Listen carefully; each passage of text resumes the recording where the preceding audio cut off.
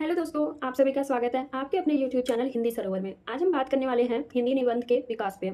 इससे पहले कहानी, उपन्यास और नाटक पे हो चुका है। यदि आपने वो वीडियो नहीं देखा तो ज़रूर देखिए, परीक्षा में आपकी उससे मदद हो जाएगी। तो आइए शुरू करते हैं हिंदी निबंध के परिचय के साथ। हिंदी में निबंध विधा का विकास आधुनिक युग की देन है। इसके पीछे राष्ट्रीय जागरण, देशभक्ति, व्यक्ति स्वातंत्र्य, औद्योगिक क्रांति, मुद्रण कला और अंग्रेजी साहित्य का प्रभाव जैसे कारण प्रमुख रहे। इन तत्वों ने लेखक को विचार अभिव्यक्ति का एक सशक्त माध्यम दिया। निबंध के माध्यम से लेखक समाज, राजनीति, संस्कृति, विज्ञान आदि विषयों पर स्वतंत्र रूप से विचार प्रस्तुत करता है। हिंदी निबंध लेखन की शुरुआत 19वीं शताब्दी के उत्तरार्ध भारतेंदु युग से मानी जाती है, जहाँ विषय, शैली और भाषा के स्तर का प्रयोग हुए। हम सब जानते हैं कि जो हमारे गद्य विधाएं हैं, जैसे नाटक, कहानी, उपन्यास, इन सब का शुरुआत भारतेंदु युग यानी कि आधुनिक काल से हुआ। तो इसी के समक्ष निबंध भी आता है। तो निबंध का भी जो मतलब उदय हुआ, विकास हुआ, ये 19वीं शताब्दी के मतलब वही भारतेंदु युग से इसका भी हुआ। आगे है द्विवेदी युग में निबंध को परिपक्वता मिली और विचार में गहराई, भाषा में स्पष्टता आई। आचार्य रामचंद्र शुक्ल ने हिंदी निबंध को ऊंचाई दी, उसे साहित्यिक गरिमा, तर्कपूर्ण शैली और परिष्कृत भाषाओं के साथ प्रतिष्ठित किया। जिस प्रकार जयशंकर प्रसाद कविता और नाटक में केंद्रीय हैं, उसी प्रकार शुक्ल जी निबंध विधा के केंद्र में है। इससे पहले हम नाटक और कहानी उपन्यास में देखें कि प्रेमचंद और जयशंकर प्रसाद को मतलब केंद्र में रख के जो नाटक मतलब जो भी कहानी उपन्यास था उसके समयकाल को बांटा गया था। तो इसी प्रकार निबंध में आचार्य रामचंद्र शुक्ल को केंद्र में रखा गया और मुख्यतः 3 भागों में है। यहाँ पे अब पहला है शुक्ल पूर्व युग, जो 1850 से 1920 ईस्वी तक का जो समय काल था, ये शुक्ल पूर्व युग का था, जब शुक्ल जी नहीं लिख रहे थे, उससे पहले का। फिर है शुक्ल युग, जो 1920 से 1940 ईस्वी तक चला, जब आचार्य रामचंद्र शुक्ल स्वयं निबंध लिखना शुरू किए। उसके बाद है शुक्लोत्तर युग, यानी कि शुक्ल युग के बाद का समय, जो 1940 से अब तक का समय है। आइए अब शुरू करते हैं शुक्ल पूर्व युग। इसमें जानते हैं किस प्रकार के निबंध लिखे गए थे, कौन कौन लेखक थे। हिंदी नाटक की भांति ही हिंदी निबंध लेखन की शुरुआत भारतेंदु युग से ही, ये हम पहले ही पढ़ चुके हैं। भारतेंदु हरिश्चंद्र ने 1968 ईस्वी में कवि वचन सुधा का प्रकाशन आरंभ किया, जो इनकी पत्रिका है। ये आप याद रखिएगा, अगर याद रहा पेपर में तो आप जो सन है ये पत्रिका के साथ ही लिख दीजिएगा।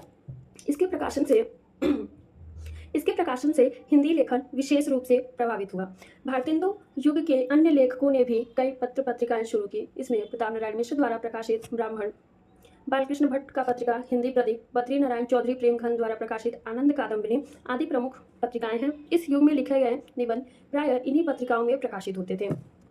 हिंदी का पहला निबंधकार, मतलब जो निबंधकार हैं वो किन्हें माना गया हिंदी का प्रथम, उसके बारे में है।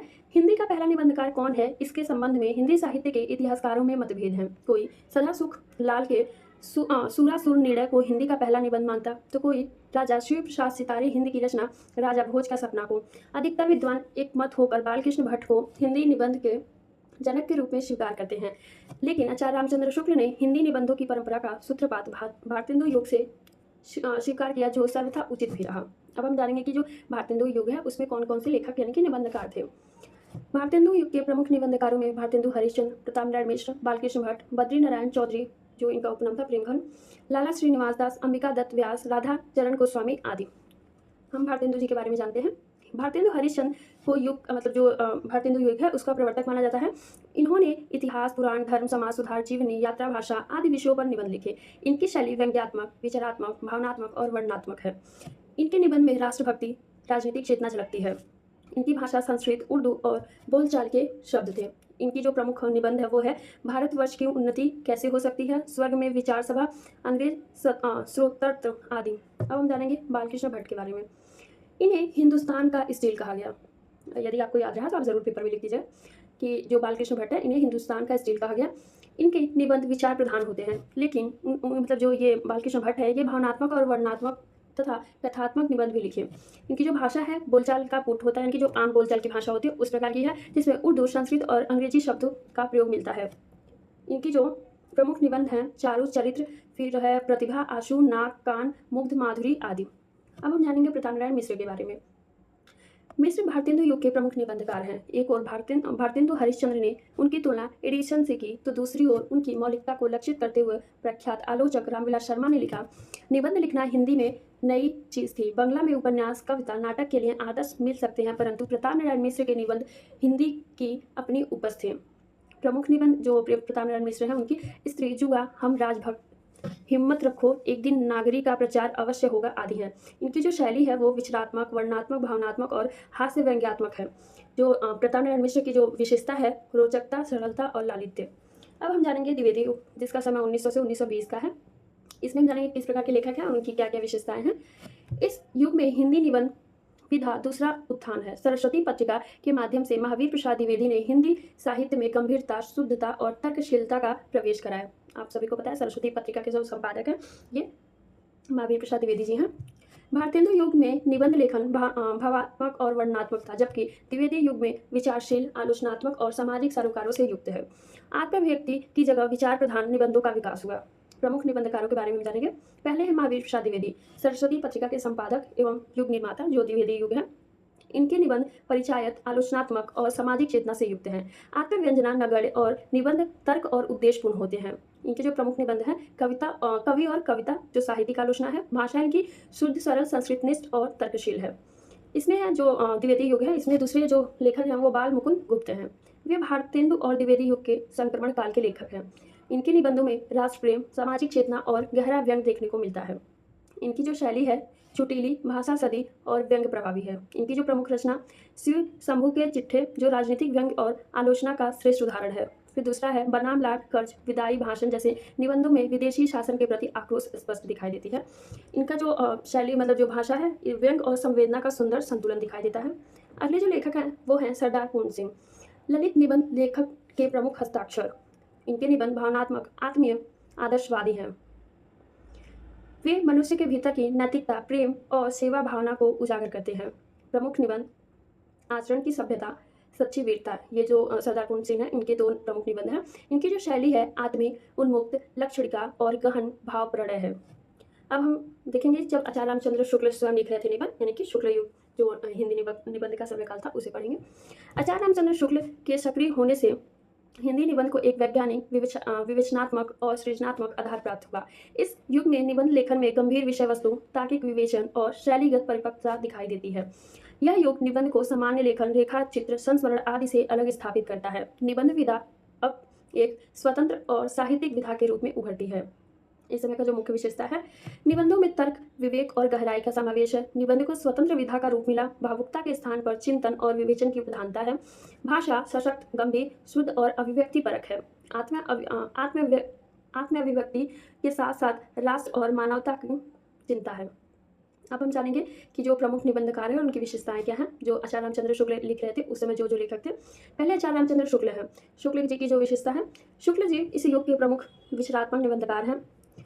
उनके निबंध चिंतामणि में संग्रहित है, यानी कि जो इनका चिंतामणि है, इनका संग्रह है, निबंध संग्रह। वे किसी सिद्धांत या तर्क से निबंध की शुरुआत करें, उसे तर्क की निरर्थकता वे विस्तार देते हैं। इनकी जो प्रमुख निबंध श्रद्धा और भक्ति, उत्साह, कविता क्या है।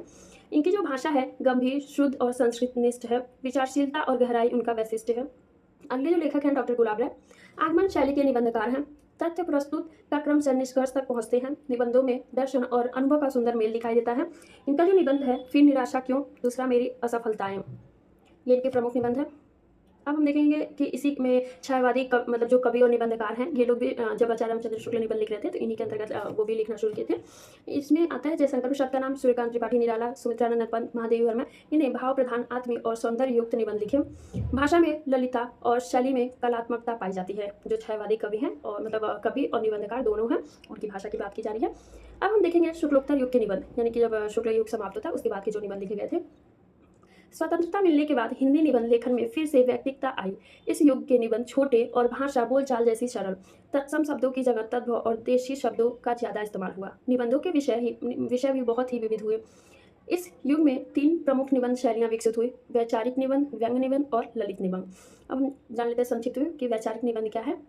इसमें सामाजिक समसामयिक विषयों पर तर्कपूर्ण विचार प्रस्तुत किए गए, जैसे बेनीपुरी, यानी कि जो रामवृक्ष बेनीपुरी है उनकी बात की जा रही है, पूरा नाम उनका, और नागेंद्र का निबंध। फिर है व्यंग्य निबंध, स्वतंत्रता के बाद अधिक परिष्कृत हुए। ये निबंध समसामयिक विषयों की आलोचना व्यंग्यात्मक भाषा में करते हैं।